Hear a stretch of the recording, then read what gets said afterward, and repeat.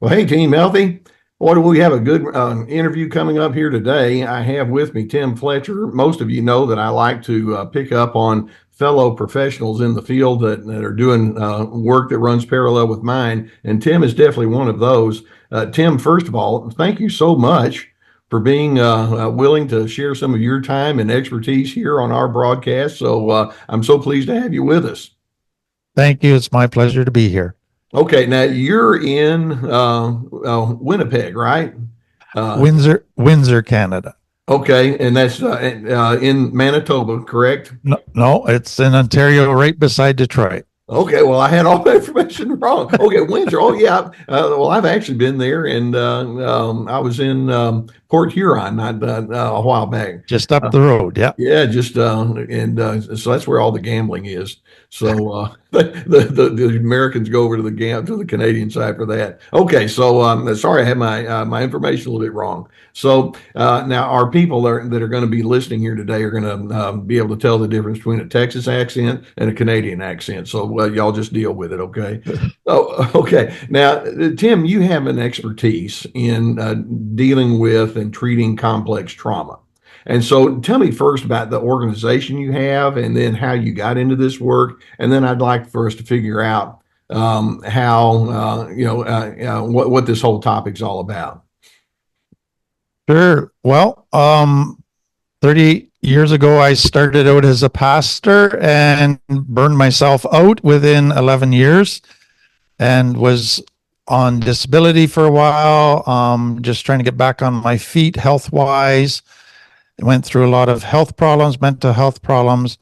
And then finally a lady approached me one day and who I knew, and just asked if I'd consider being a counselor at the treatment center she worked at. And I at first wasn't interested, but she came back about 6 months later and asked me to at least go for the interview. So I went and accepted the job just for a 3-month trial and fell in love with it. And it was the only treatment center in Canada. So that was in Winnipeg. We lived in Winnipeg at that time. Okay. There we go.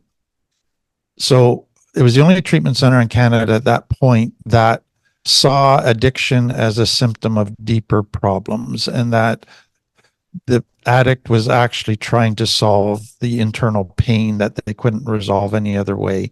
And so when they found drugs and alcohol, they thought they found the solution to all their pain, and their problems.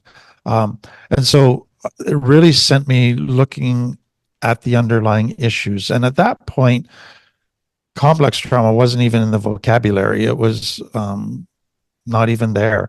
There was adult children of alcoholics and adult children of dysfunction, which was being talked about, which was exploring some similar stuff. But Dr. Gabramati came out with his book In the Realm of Hungry Ghosts and said that everybody in addiction that he dealt with had childhood trauma.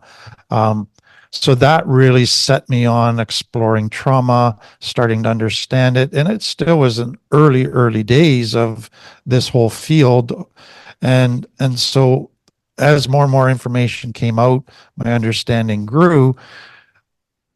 I met with all the directors of all the different treatment centers in Manitoba, and they were all talking about trauma because of Gabramati's work, since he's a Canadian, and everybody's saying, yeah, this is the key piece. And I said, how many of you are going to change your program to actually deal with trauma, since that's what the issue is? And none of them were willing to change their program. Really? And so I didn't want to start a program, but nobody else was willing to do it. So I spent about 3 years thinking about what a program would look like that actually dealt with complex trauma. And then we launched REACT, which is Recovery Education for Addiction and Complex Trauma. And in treatment centers, the success rate for people staying clean and sober was less than 10%. After a year of us operating, our success rate was over 50%. Okay. And it was like, oh, when you start dealing with the real issue, it makes the difference. Yeah. And so that's grown. Then COVID hit, and we had to put stuff online, and people from all over started to hear we had stuff online. And now we started a program online called Lift, and we have people all over the world taking that program. So it's really now more, there's still an element of helping people with addiction, but more and more it's just helping people with life problems as adults figure out what happened then set me up for all these problems. And By the way, Tim, I can't help but think Henry Nouwen wrote a book called Wounded Healer, and hearing your story about how well you felt wounded as well. I mean, to the point where it was debilitating, and then out of that comes the programs that you have going on right now. It's just such a wonderful way of saying, well, I have grown and I'm continuing to grow. Let's get a definition. When you use that term complex trauma, what are we talking about? So complex trauma really comes out of mathematical terminology. So you have a simple number or a complex number. And so simple trauma is one event trauma. Complex trauma is ongoing danger. It goes beyond that. So simple trauma usually has always been associated to a horrific event. So we call that now big T trauma. But what we began to understand is a small percentage of the population has big T trauma, but over 75% of the population has little t trauma. And that is basically neglect trauma. It's where the basic emotional needs of a child are not consistently met. And so big T trauma is something bad happening to you. Little t trauma is something good that should have happened to you didn't happen to you. So it's invisible trauma. And so if a child grows up in this chronic situation where it's dangerous or their needs aren't being met, they just don't feel safe. And that activates their stress system. They can't resolve it. They're too little to do that. So they develop fight, flight, or freeze as their main ways of coping, which sets them up for trying to adapt so they don't get hurt as much, so they get their needs met. And those adaptations lead to maladaptations. So complex trauma is ongoing danger in a person's life that's too much, overwhelming, and so your ways of coping become fight, flight, freeze, or fawn. Now, you and I were talking before we came on the air. You have a whole lot of information, and I know one of the things you have is the 60 characteristics that run parallel with this. Now, obviously, we don't have time to get into all 60 of them, but what are some of the primary characteristics that we can watch for that run parallel with individuals who have experienced complex trauma? Yeah, so I think the key thing in understanding these characteristics, it's really mainly the adaptations a child makes to try to survive and get their needs met. So don't trust, wear masks, don't be authentic, want intimacy but be afraid of intimacy. So those keep them safe, but when they get to adult life and try to have a relationship, all of a sudden they realize this is a maladaptation. It's making my relationships all unhealthy. It's making healthy relationships impossible. And so it takes 20, 30, 40 years before you realize that these adaptations that you thought were so good are actually quite bad for you and are messing up your relationships and your parenting and now are hurting your children.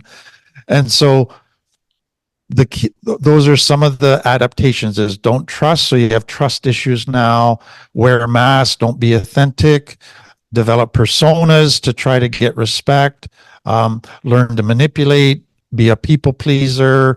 Then you have a fear of abandonment that's constantly there, a fear of the unknown, lots of suppressed emotion then, and stuff emotions, anger issues that are deep down. All of that's there. But the big one, the core one to me is when a child is neglected or abused, they think it's their fault. And so they develop a belief that I'm not good enough, I'm not lovable. And that's technically called shame. And so to me, the core and the most devastating symptom that comes out of complex trauma is it changes a child's identity from positive to negative. And they develop this core identity, which then affects how they approach all of life. It affects all their relationships, because the belief is anybody that gets to know me is going to abuse me or neglect me and reject me like I was. So now I have to keep wearing masks. Now I have to have fake intimacy, not true intimacy. Now I can never be authentic. Therefore, I'll never connect at a deep level, but I'll settle for pseudo connections that are surfacey. Tim, one of the emphases that I have is that so much of this is set up when you are inside a system of narcissism, high control and dominance and manipulation and superiority and lack of empathy. How does the narcissistic angle play into the origin and then perpetuation of the complex trauma? Wonderful question. So to me, all complex trauma comes out of abuse of authority. So somebody in a position of authority, instead of using that to protect and meet the needs of those under them, says, hey, I'm the boss. I get to do what I want. Everybody's got to do what I want. And so I'm not going to meet your needs, but you got to meet my needs. So complex trauma always comes out of somebody in authority who's acting like a narcissist. Okay. And the children give up their needs. The children become attuned to them and learn to fawn in order to try to please the narcissist, develop a codependency with the narcissist that is very unhealthy, but it sets their relationship templates up for future relationships in life. So now they're attracted to narcissists, or once they get free of that narcissist, they go, okay, I'm free now. Now I get to be my own boss, and they become the narcissist. Well, I was going to go there. Okay. Talk about that a little bit more. Well, so many children that are with a narcissist dad, let's say, they hate their dad, but love their dad at the same time. They say, I'm never going to be like my dad. My dad is always angry. My dad is making me do what he wants. I can't do what I want. My dad doesn't really see me or hear me. And so they just rebel against it deep inside, but they have to get along with him to survive while they live in his house. But as soon as they're free of his house, it goes, now I get to be my own boss. But their only role model has been their dad. And so they become their dad, the very person they hated, they become, because now they think that happiness is getting your own way all the time. Happiness is being the boss and getting whatever you want. And it sets them up to become a narcissist as well. So I know we have so many people that are listening to us right now who'll think, okay, I can raise my hand on that. That happened to me. In order to get beyond the cycle, because that's what I'm hearing you say, it can just continue generation after generation and spread, exponentially. In order to get beyond the cycle, there needs to be something that happens to the inside of that person who is on the receiving end of the abuse, so that they can think, the buck stops here. I'm not going to keep doing this. What typically gets a person to the place where they're ready to say that? So I would say two things to that, Les. First would be the core issue to me that comes out of complex trauma is that shame piece. And so what narcissism is trying to compensate for that. So deep inside, I feel less than, I feel like a zero, not good enough. But I want people to respect me. I want people to validate me. I want people to like me. So I'm going to try to compensate for all of that shame by creating a false persona. That's very successful. And so very intelligent, gifted people can produce this false persona that gets them respect, that gets them stuff. But they've had to shut down a whole bunch of stuff inside themselves, emotions, conscience, all of those good, healthy things they've had to shut down to survive all of that pain that they had. And so now in this false persona, they don't truly care about people. They don't know how to love. They just know how to use people. They don't truly empathize. They don't have a conscience. They don't feel guilt because they've shut all of that down. And so they end up in this very place where they look successful, but it's all about image. But deep inside in their subconscious, they still have masses of shame. Yeah. But they're never going to look at that because they've been able to deny to themselves that it's even there because they're successful. Right.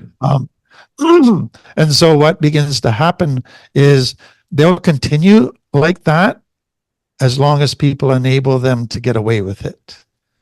But as soon as life falls apart and shame starts to, or pain starts to grow and grow and grow, Hmm. pain is what forces them to go, maybe there's something wrong with me. Now, their initial response to pain is to blame everybody else, and it's everybody else's fault. But when they get backed into a corner where pain just, they can't blame anymore, some begin to go, what's wrong with me? Yeah. And then they can start to look at, there's this very wounded part of me that feels shame that has to heal. And once that heals, the narcissism starts to disappear. Um, you familiar with Paul Brand's book, Pain, the Gift Nobody Wants? Yes. You take a look at some of the painful emotions we have, the shame, that false guilt, and then I hate that anger that gurgles on the inside, and my fear, my distrust. And I'm going to make the assumption that when you are at that place in your own personal life where it's like, this isn't working, and your pain manifested as depression, that there's a thought that begins to germinate in your mind. Something's got to change. Yep. And I need to listen to what my emotions, I need to listen to what my pain is trying to tell me. How do we get to the point where we can bring out those messages from those lousy and uncomfortable, awkward emotions? Yeah, this is where I get really careful with people with complex trauma, because to me, there's a very redemptive part of pain where pain can turn into wonderful growth and wonderful good things. But for the danger is to say pain is good because for a person I from get you. complex trauma, pain could never be resolved. Nobody was resolving it for them. And so pain only led to more pain. Right. Pain was not a good thing. And it did not make them better people. It sent them into fight or flight. It sent them into maladaptations. Um, and so it's only when a person gets to a point where they know they're safe and they don't need their maladaptations anymore that the pain can now turn into a positive where it Okay. can produce growth instead of repression. Okay. Um, when you think in terms of some of the most uh, poignant things that you can share and talk and discuss with that person who's at that point, because again, I know we have a lot of folks listening today. Hmm. They're saying, I need something different, but I don't know what it is. What kind of message do you have as a therapist and as somebody that provides workshops and all like that? Where do we start? Couple things with that. So to me, the first thing with a complex trauma is they've got unresolved pain happening in their life, and that leads to hopelessness. And so often, excuse me, often the first thing that they need when they come into therapy is some hope. And they don't have any because everything they've tried has failed in the past. And so basically it's to say piggyback on my hope for a while till you get some hope again. Because I've been down this road and I know it works. And so they have to get a small infusion, a ray of light of hope, but often it has to come from you. They can't produce it themselves. And then the second thing is they need practical tools that help them learn to regulate their emotions because they're getting triggered all the time, that help them begin to heal that wounded part of themselves, and that help them begin to have a healthier daily life. Okay. So some healthier habits, etc. So if they get those three sets of tools, that can get them started. Tim, I've mentioned to my audience multiple times that one of my definitions of narcissism is the absence of love. Yes, And as I'm listening to you, it's like, and you're talking about what goes into the making of complex trauma. It's like, well, whatever it is, it's not attached to love, is it? exactly. And so somehow that person who's trying to go into recovery then needs to answer the question, what does it mean to have love? Exactly. And then what are all the fingers that emanate from that? But I'm assuming it begins with you learning to have a love and appreciation for who you are and what your purpose and what gives you meaning is, and then taking it from there. Can you talk about that and how that factors into the healing process?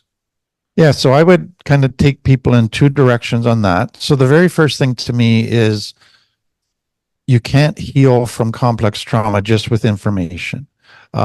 You also need to connect to safe people and develop healthy intimacy and connection. And that's key to me, because what happens in complex trauma is connection with parents either doesn't happen at all, is inconsistent, or is broken. And so every child needs to connect in order to survive because they can't meet their own needs. But if connection is broken or attachment, you've got tons of issues that come out of that. So now to a child, what their brain says based on their history is, if I'm authentic, I'll get rejected. It's too risky. So in a healthy family, authenticity leads to connection. But to them, authenticity leads to break of connection, the exact opposite. So there's a deep longing for connection, but a deep fear of connection. And so they need that sense of safety for a little while with safe people so they can begin to explore connecting and trusting again. And once they do, that's where a lot of the healing starts to happen. It's such a critical piece.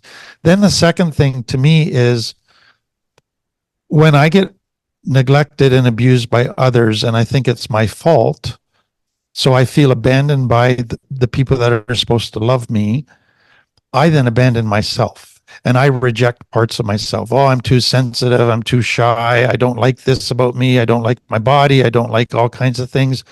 So I don't accept who I am, my personality, my body, all of that. And so to me, the first key piece in learning to love again is learning not to have warm feelings to yourself, but learning to start to accept yourself. As you're talking, I'm remembering a discussion I had with a guy, and we were I was using that word accept, and one of the things I said was, now accept is not the same as condone.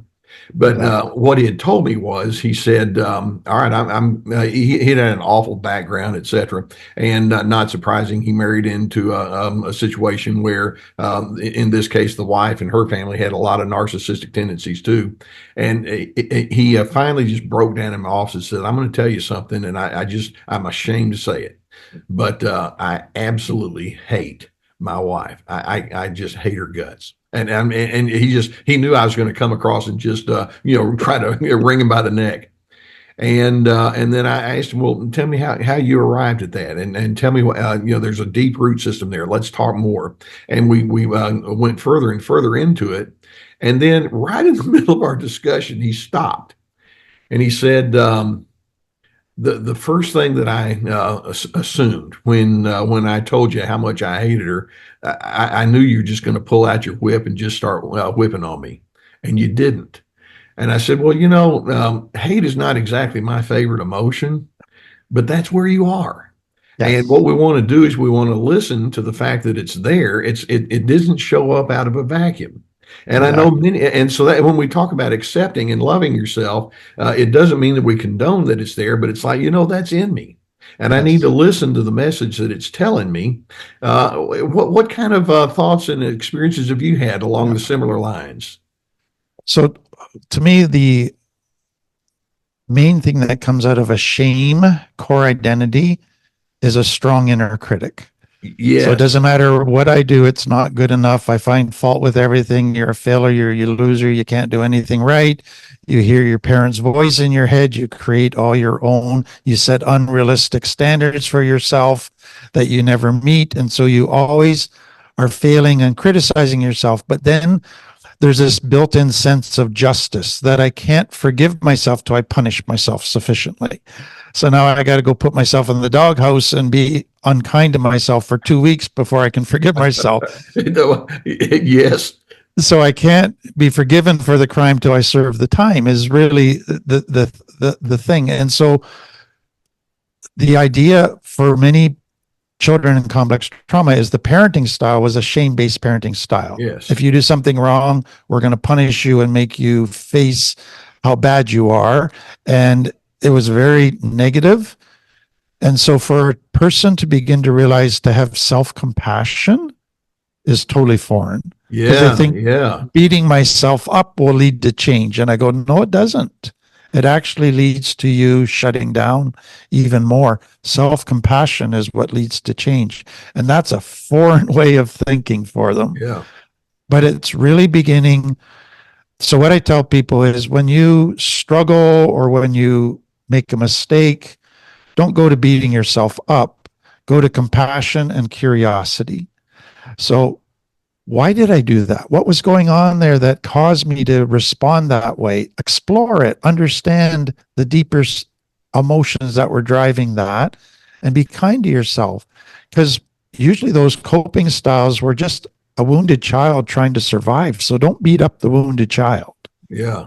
He was just trying to survive. Be kind to that child. And that becomes a bit of a journey for them in starting to develop that compassion and curiosity. As I'm listening to you, another word comes to my mind. It's the word freedom. Yes, I want you to have the freedom to be what you are. exactly. And then when that person says, yeah, but look at me, I'm a mess. Well, you're still free to be what you are, lumps, bumps, bruises, and all. And then, like you said, but I got to clean it up first. Exactly. And they don't quite understand that as I allow myself the freedom to have that anger, that shame, or that fear, that guilt, hopefully the next question will be, but why would I want to keep going in that direction? I'm free. Are there other alternatives? And then that's where we go to that place of, well, I'm also free to have self-compassion, and I'm free to reject the messages of shame and condemnation that were given to me. And it's rather paradoxical. Acceptance leads us towards more conformity to healthy norms, if I can put it in that kind of way. Yeah, I would just add two things to what you've said so well. So the first to me is, most people from complex trauma had to earn love. So they don't understand unconditional love. And so now their mindset is, I got to clean myself up first to earn acceptance, to Yeah. earn approval. And it's no, it's the other way around. Yeah. We'll love you into a healthier place. But that again No, is, let's pause on that. I want to love you into a healthier place. I like yes. So what I tell clients all the time is this: if my daughter brought me a coffee in the morning, she could do it out of two motivations. She could do it because she feared me and thought I hated her and she was trying to earn my love, but that coffee would be quite meaningless to me. Or she could do it because she was just overflowing with love for me, because she knew I loved her and her love cup was full. And now she just wants to thank me by giving me a coffee. Yeah. That is foreign to most. That second one is foreign to most people with complex trauma. Yeah. So the second piece to me is this: children in complex trauma have unmet needs and painful emotions that they can't resolve. So they are legitimate, true victims, that they cannot fix their problem no matter how hard they try. The danger for many today is to still think like a victim, that I have all these urges, I have all these old behaviors that I can't stop. Yes, you can. You're not the helpless child anymore. You can make choices today that you couldn't as a child. And so this recovery is about being free of victimhood and realizing, yes, I've still got tendencies, but I'm no longer a victim to those tendencies. I can change. Well, freedom, a definition of freedom is the privilege to choose. Exactly. And I want to choose love. I want to choose peace. I want to choose respect. I want to choose understanding. I want to choose assertiveness. I want to choose firmness when necessary. And when you put it that way, it's like, well, I was just told. I wouldn't ask, well, what do you think? And it can be very liberating. For an individual to say, well, despite the fact that I had all this trauma because I was filtering everything through someone else, I get to decide who I want to be. What would that look like? And then hopefully you'll ask, what would that healthy alternative be? And then we go down that path. I mean, would you say that that's the end game, or that's the goal? It's not an end game, but that's part of the process. Yeah, very much. So another way to kind of take complex trauma from the context of just hang on one second here. All of a sudden I got noise in my background. Can we just pause? Okay. Yeah. Sometimes I get noise and it's Gus coming into my office. So,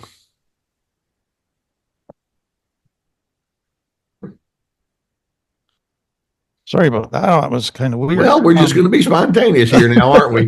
You can edit that out. To me, part of complex trauma is that narcissist parent who's abusing their authority. But then typically what happens with that is you get a narcissist that kind of like a military general. The children have to do exactly what they're told. Yeah. Nobody cares about their opinion, etc. But then there's also a gaslighting process that takes place where it doesn't matter what you think, here's what you should think. Doesn't matter what you perceive, this is the way it is. Right. And so the child's given this distorted view of reality and told it's the truth. So they got to shut down their gut. They got to shut down their own perception of things and buy into this distorted world. So it's a very gaslit world. But what it does is it just takes away their ability to think for themselves and to make decisions because all of that's done for them. And so now in recovery, to realize I can think for myself and learn how to think and I can make choices.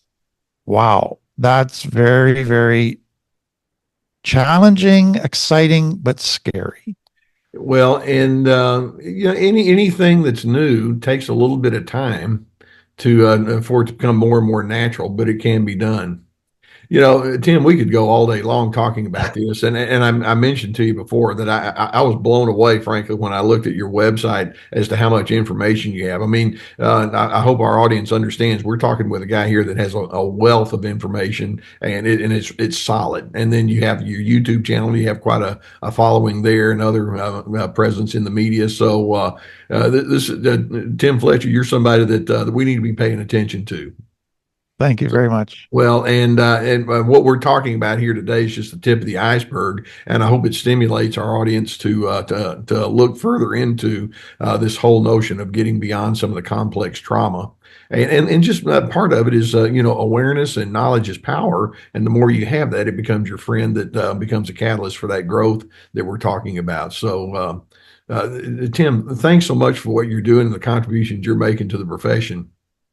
Thank you for having me, Les. My pleasure. Well, and especially thanks for being with us here on Team Healthy. Here on Team Healthy, I don't know if you know what DRC, Dr. C, DRC stands for Dignity, Respect, and Civility. And that's just exactly what you're speaking into there with your words too.